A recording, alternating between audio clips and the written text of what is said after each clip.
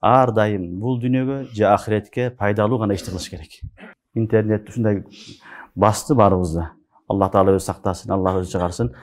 Жаш, кары, аял, эркек бүт бардыгын камтып. Кээ бир нерселер болот, алардан ахиретте да пайда жок, дүйнөдө да пайда жок.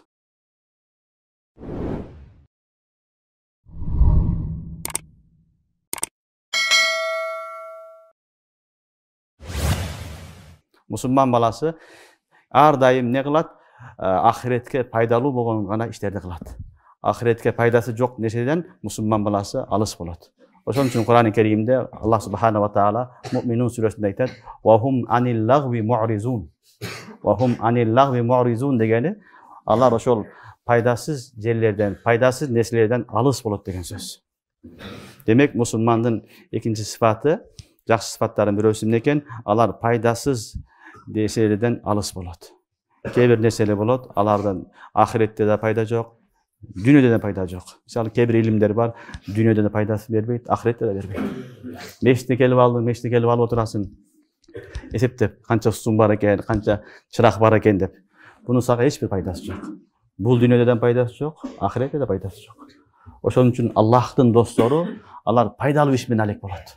Ар дайым иш кылганда же дүйнөмө пайда болсун, же ахиретиме пайда болсун деген иш менен алек болот. Өзү менен өзү эле бепайда иштер менен алек болуп калбайт. Валлазина иза марру бил лагви марру кирама дегени алар ошондой пайдасыз иштер болуп калса, ал жерден акырын сый урматы менен өтүп кетип калат деген сөз. Бул эми сахабалардын доорунда айтылган.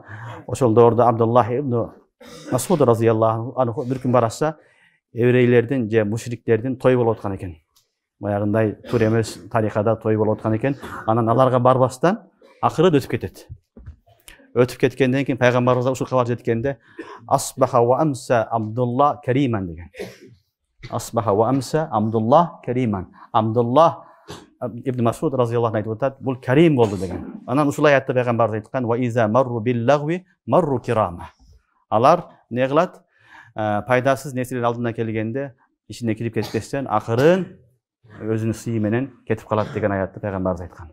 Ошондуктан адам баласы, жакшы адамдардын сыпаты, алар пайдасы жок жерге барса, туура эмес жерге барып калса, аларга барып киришип кетпейт.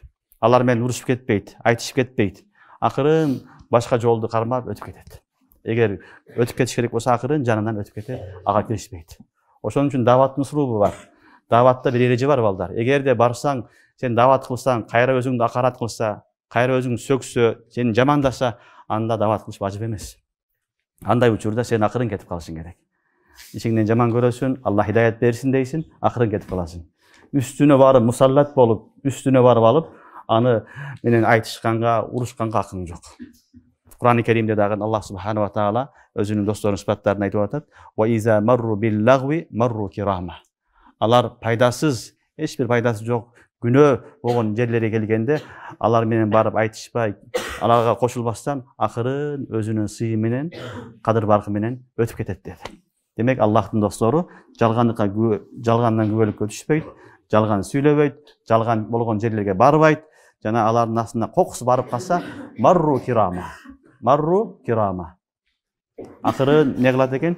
Жакшы жолун тандап өтүп кетип калат дейт. Лагу негизи балдар пайдасыз нерсени айтылат. Ошон үчүн мусулман адамдын сыпаты ар дайым бул дүйнөгө же ахиретке пайдалуу гана ишти кылыш керек.